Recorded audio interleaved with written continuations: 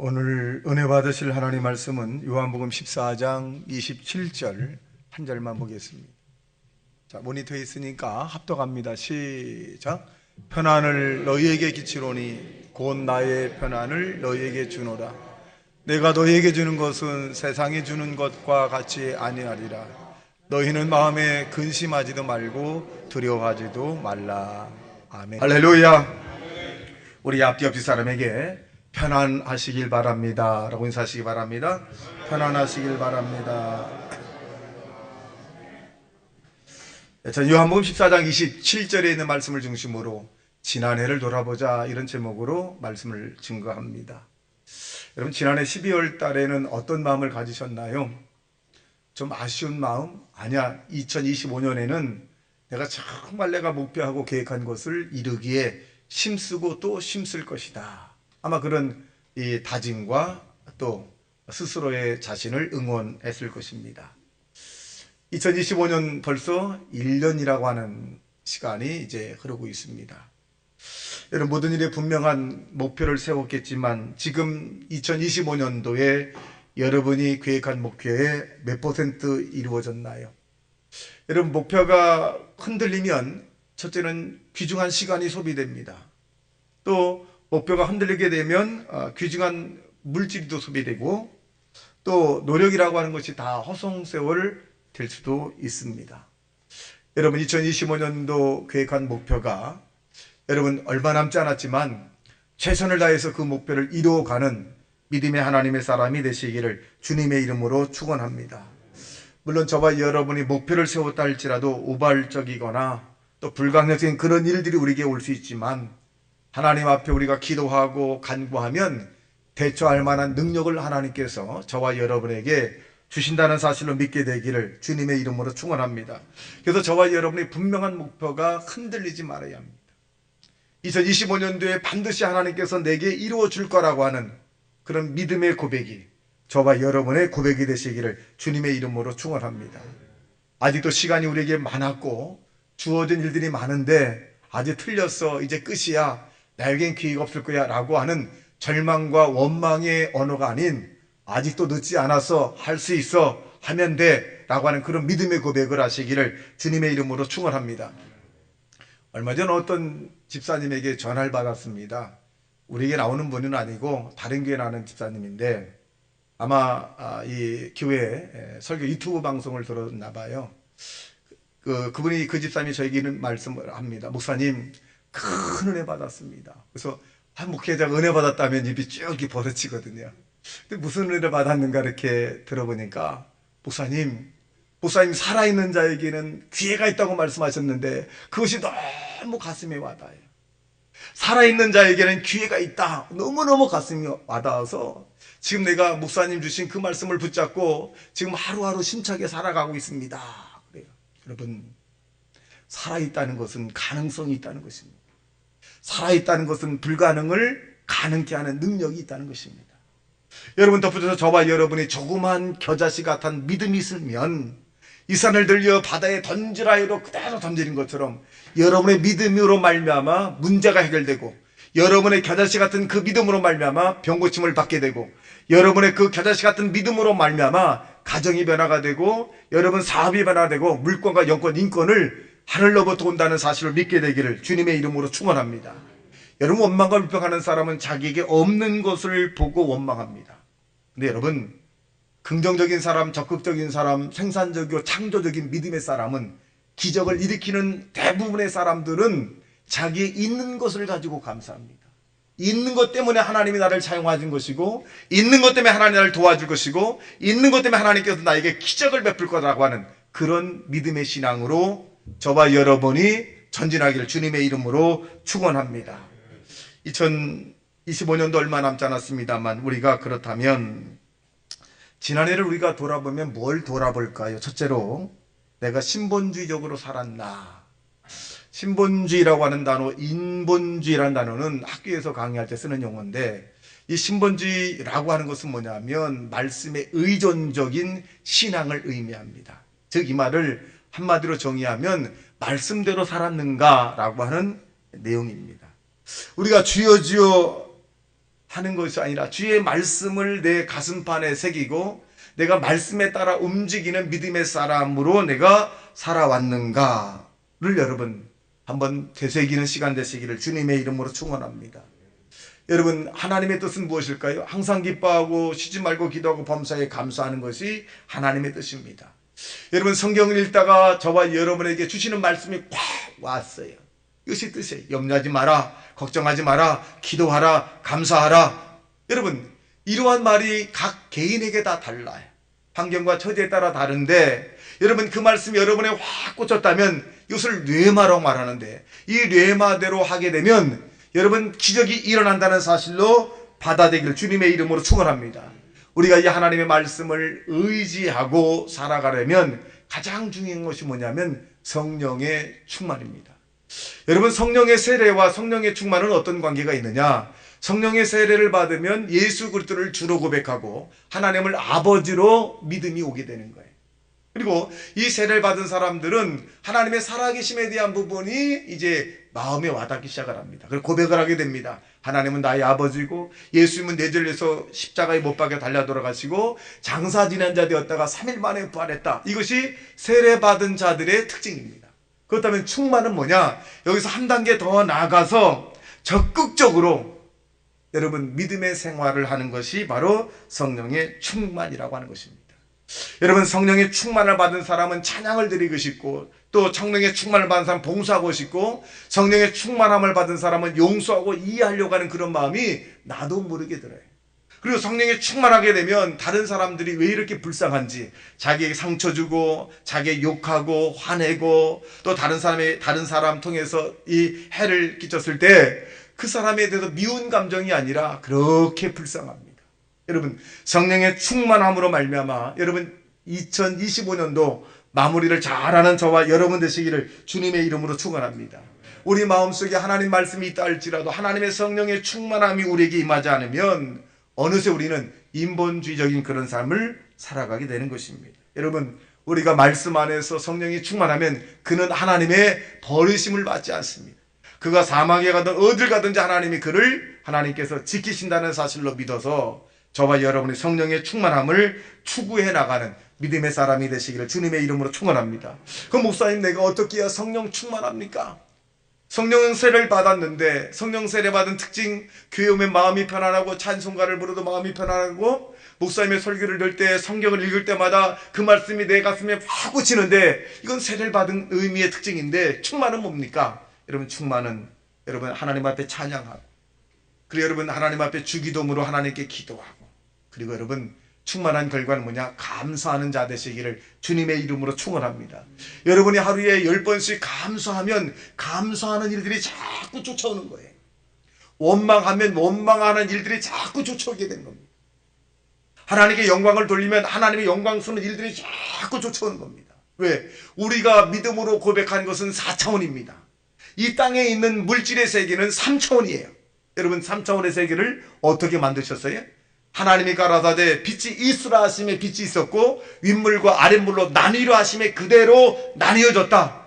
이 하나님의 말씀이 4차원입니다. 그 4차원이 3차원을 다스리듯이 여러분, 저와 여러분의 입술이 하나님으로부터 믿음으로 선포하면 이것이 바로 4차원입니다. 그러므로 저와 여러분이 4차원의 믿음으로 선포하며 살아가는 자 되시길 주님의 이름으로 축원합니다. 좋은 일이 일어날 것이다. 기적은 나타날 것이다. 병든 자는 고침받게 될 것이다. 우리의 가정은 편안히 넘치게 될 것이다. 해결 못할 일들이 없게 될 것이다. 이렇게 선포하면 주님은 우리에게 내 믿음대로 될지어다 라고 하는 것입니다. 근데 우리가 믿음으로 선포하지 않아요. 이 믿음으로 선포하는 것은 목사님 아니면 권사님, 장로님들만 하는 걸로 알고 있는데, 여러분, 어린아이 같은 심령으로 하나님께 기도하는 자를 속히 응답해 주시는 것처럼 여러분과 내가 작은 믿음으로, 겨자씨보다 더 작은 믿음으로 하나님 앞에 선포하면 하나님이 반드시 여러분의 믿음으로 선포한 것을 이루어준다라고 하는 그런 신본주의적 인생으로 살아가기를 예수님 이름으로 축원합니다. 여러분, 또한 신본주의 인생으로 살아간다는 것은 정직한 삶을 얘기합니다. 여러분, 때로는 우리가 나도 모르게 정직하지 못한 일도 있을 수 있습니다. 그런데 우리가 이 신본주의적 입장에서 우리가 정직하게 살려고 하는 것은 뭐냐면 신뢰를 잃어버리지 말아야 된다는 것입니다. 여러분, 정직하지 못한 사람을 신뢰를 잃어버린 사람이라 그래요. 신뢰를 잃어버린 사람들은 어떻게 될까요? 사람들로부터 인정과 존경을 받지 못합니다. 아무리 그가 많은 사람에게 존경을 받았다 할지라도 거짓에 한번 넘어가게 되면 그 존경과 신뢰가 땅에 쭉 떨어집니다. 여러분, 우리가 매스미디어를 통해서 TV를 통해서 여러 상황의 사건들을 우리가 봅니다. 이 12.3 이 계엄으로 인해서 얼마나 많은 사람들이 피해를 봤어요. 그리고 이제 그 전모가 다 밝혀지니까 자기가 살겠다고 다 또 자기 나름대로 자기의 변명을 하고 나섭니다. 여러분, 이것이 사람의 속성이기도 합니다. 저와 여러분이 땅에 사는 동안에 거짓보다는 정직을 선택하고 정직할 수 없을 때 여러분 하나님의 도움을 받는 하나님의 사람이 되시기를 주님의 이름으로 축원합니다. 우리가 잘 아는 다윗이라고 하는 사람도 정직하려고 몸부림쳤던 사람이에요. 근데 다윗은 스스로 정직하려고 애썼지만은 자기도 모르게 거짓을 향해 갔어요. 그래서 이 다윗이라고 하는 사람은 시편 51편 10절에 보니까 여호와여 나에게 정직한 영을 주옵소서, 정직한 영을 주시야 내가 정직한 삶을 살 수 있습니다 라고 고백한 것처럼 저와 여러분이 하나님으로부터 정직한 영을 받는 하나님의 사람이 되시기를 주님의 이름으로 축원합니다. 그 하나님의 정직한 영이 임하게 되면 여러분 그 사람은 정직한 하나님의 사람이 될 수 있습니다. 여러분, 우리가 잘 아는 이솝 우화의 이야기를 보면 한 사람이 들에서 사람들 속일 작정으로 이렇게 얘기합니다. 그 한참 일하는 어른들 향해서 범이 나타났습니다. 범이 나타났습니다. 그랬더니 사람들이 일하다 말고 막 뛰어옵니다. 어디 나타났느냐. 얼마나 재밌어요.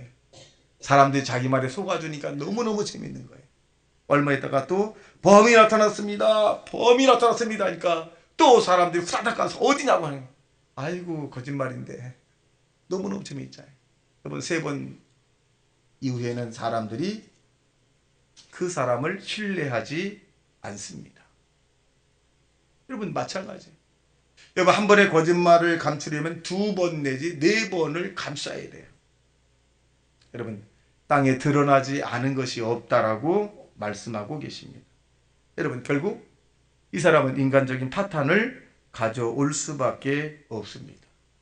그러므로 우리가 땅에 사는 동안에 하나님의 성령으로 정직한 영을 달라고 우리의 자녀들에게도 우리의 가정에 우리 가문에는 하나님의 정직한 영이 임해야 되려고 여러분 간절히 사모하고 기도하는 믿음의 사람이 되시기를 주님의 이름으로 축원합니다.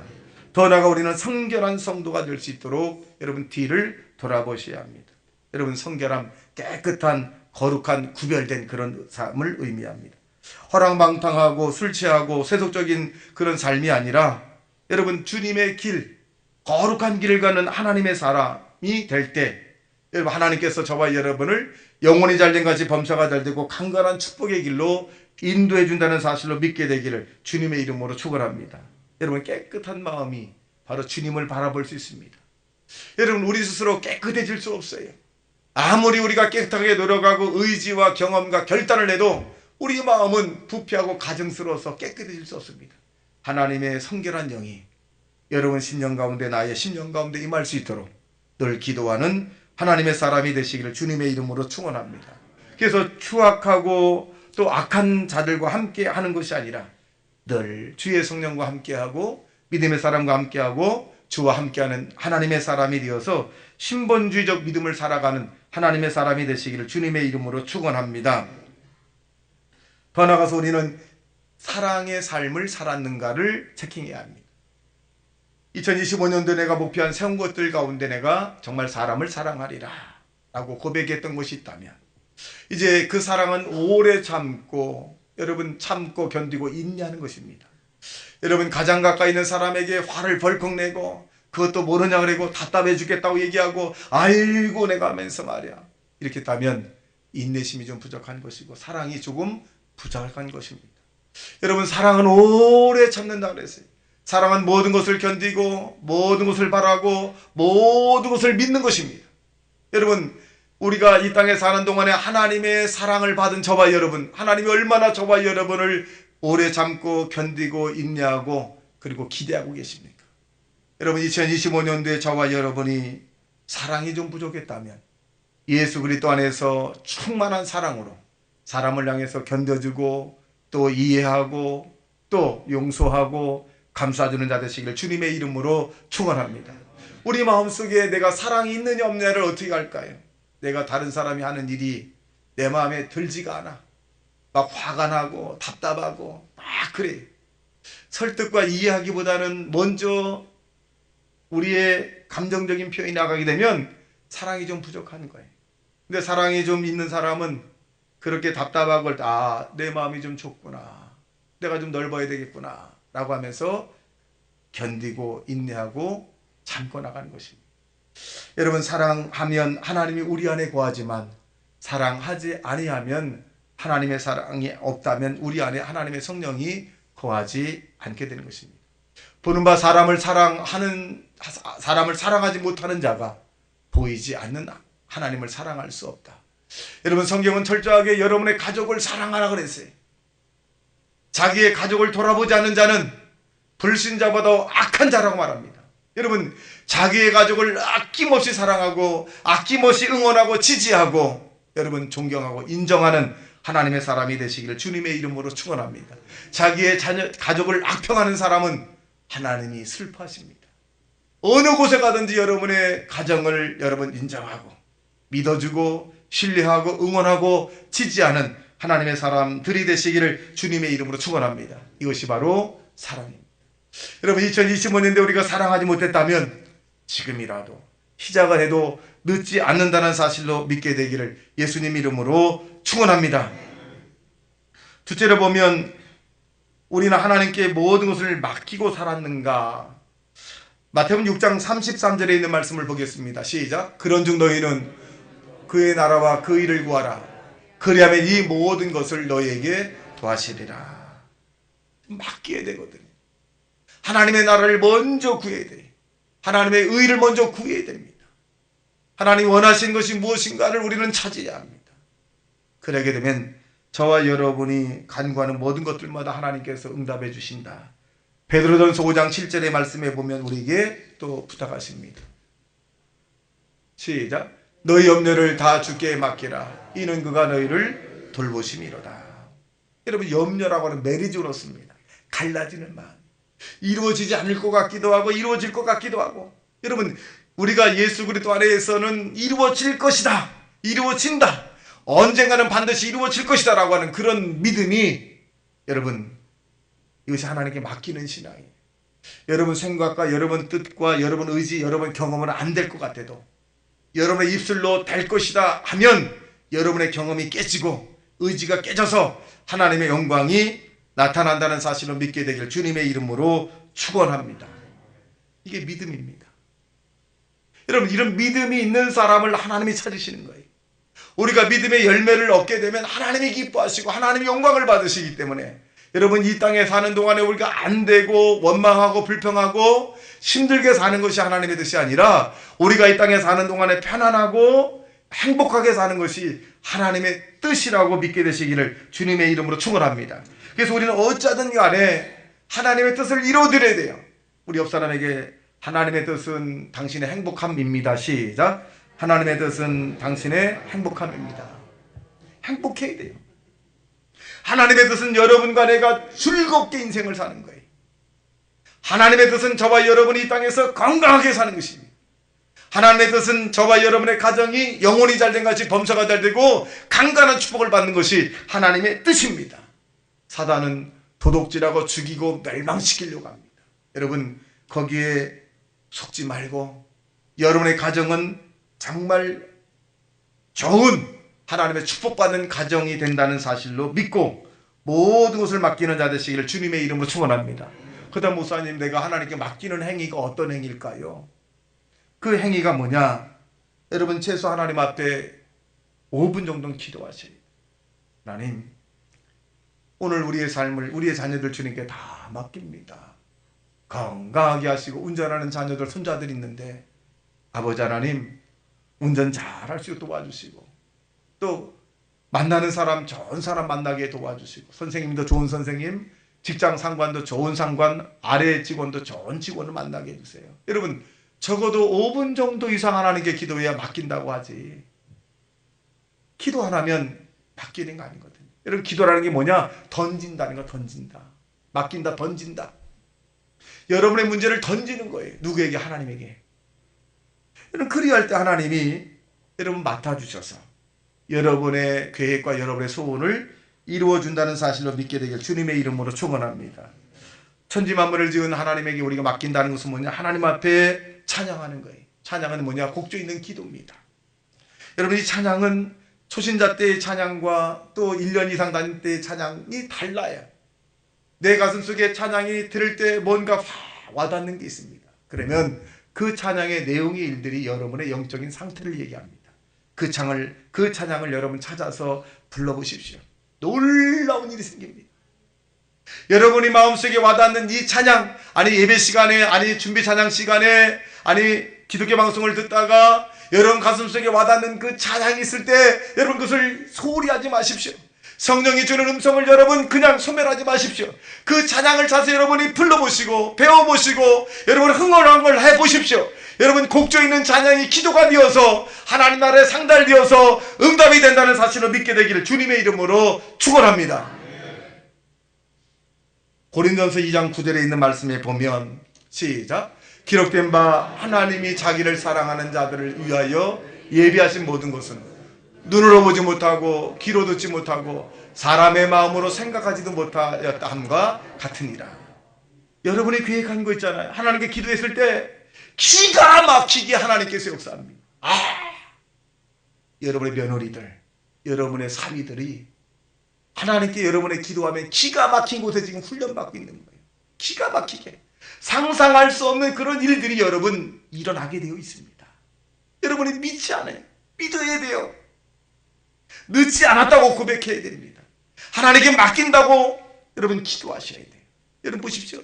눈으로 보지 못하고 귀로 듣지 못하고 사람의 마음으로 생각하지 못할 정도로 아주 기가 막힌 역사가 믿는 자를 통해서 이루어진다는 사실로 믿게 되길 주님의 이름으로 축원합니다.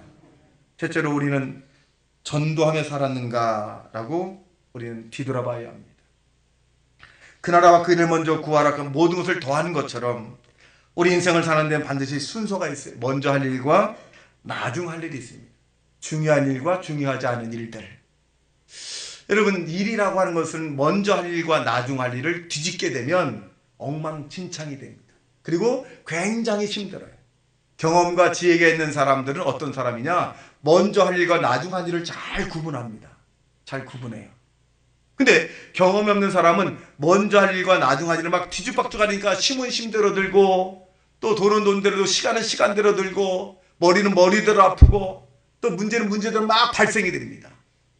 여러분, 먼저 할 일과 나중 할 일, 중요한 일과 중요하지 않은 일들을 잘 구분해 나가는 하나님의 사람이 되시기를 주님의 이름으로 축원합니다. 그것이 뭐냐? 하나님의 나라를 먼저 구하는 거예요. 기도를 먼저 하고 찬양을 먼저 하고 하나님께 감사를 먼저 하게 하고 모든 일을 시작하는 겁니다. 마태복음 16장 15절과 18절에 있는 말씀에 보면 이렇게 시작, 또 이르시되 너희는 온 천하에 다니며 만민에게 복음을 전파하라. 믿고 세례를 받는 사람은 구원을 얻을 것이요 믿지 않는 사람은 정죄를 받으리라. 믿는 자들에게는 이런 표적이 따르니 곧 그들이 내 이름으로 귀신을 쫓아내며 새 방언을 말하며 뱀을 집으며 올리며 무슨 독을 마실지라도 해를 받지 아니하며 병든 사람에게 손을 얹은 주 나으리라 하시더라. 이게 먼저 할 일이에요. 여기에 와서는 제가 짐승한테 안쓰기도 한 적은 없어요. 과거에 제가 첫 번째 교회 임재에 갔을 때는 개가 교통사고 나가서 헛간인가에 거기 이렇게 있더라고요. 저거 전사님 오셔서 안식이, 난 사람한테 가서 하는 줄 알았더니 헛간에 있는 개가 안식이, 아유 무릎 어떡하니까 안 문대. 개한테 안식이도 했는데 나았어. 근데 여기 우리 교인들 가운데 염소도 키우고 소도 키우고 뭐 닭도 이렇게 키우는데 목사님 와서 안식이도 있어요. 우리 염소가 병들었습니다. 이런 분은 안 계신 것 같아요. 여러분, 믿음으로 안식이도보다는 여러분 기도하셔야 돼요. 농작물도 마찬가지예요. 여러분, 농작물 아무리 제가 농사를 해보니까 아무리 사람의 인력을 한다 할지라도 하나님이 하시는 겁니다. 짐승도 마찬가지고 뭐 인생사 모든 것들이 하나님이 하셔야 합니다. 여러분 회사에 첫 출근했을 때 앉아서 하나님 오늘 좋은 날 되게 하시고, 또 여러분 농장이나 여러분 밭에 갔을 때 하나님 시작합니다, 일 도와주세요. 이 자그만 말한 기도가 1분도 안 되는 짧은 기도가 여러분 인생을 지켜줍니다. 그 어떤 보험보다도 1분의 기도가 여러분 영원한 보험이고 여러분 안전한 보험이고 축복의 보험으로 믿고 나아가기를 예수님 이름으로 축원합니다. 기적이 나타납니다. 근데 이 자그마한 것들을 소홀히 합니다. 여러분 작은 일에 충성된 자는 큰 일도 맡기지만 작은 일에 게으리한 자는 큰 일도 맡길 수 없습니다. 작은 이 시냇물에 모여서 내가 되고 내가 돼서 강이 되듯이 바다로 흘러가듯이 자그마한 것 앉아서 식사기도 하나님 감사히 먹겠습니다. 먹고 수와 잘 지켜 건강하게 도와요. 여러분 30초도 안 되잖아요. 여러분 이렇게 기도할 때 먹는 순간 여기 하나님께서 함께 하셔서 여러분 더 튼튼한 육체가 될 것입니다. 여러분 자그마한 것을 소홀히 여기지 마십시오. 여러분 전도도 마찬가지입니다. 여러분 가장 사랑하는 자, 주변에 있는 자에게 나는 천국 가는데 이가 천국 못 가면 어떡할까? 기도부터 출발하는 거예요. 그 영혼이 잘 되길 바라고 기도부터 출발하게 되면 언젠가는 그 사람이 여러분에게 와서 나도 교회 가고 싶은데 나도 하나님 믿고 싶은데, 그럴 때 여러분이 경험한 것, 교회 갔더니 마음이 편안하더라, 찬양과 말씀을 들으니까 정말 내가 들어야 할 그런 말씀이더라, 내가 하나님 믿고 이렇게 신앙생활하니까 마음이 너무 편안하더라, 이런 경험을 나누는 것이 전도입니다. 여러분 그러한 삶을 통해서 후회 없는 삶이 되시길 예수님 이름으로 축원합니다. 마지막 넷째로 우리가 나라를 사랑해 왔는가를 생각해 봐야 합니다. 로마서 13장 1절의 말씀에 보면 시작, 각 사람은 위에 있는 권세들에게 복종하라.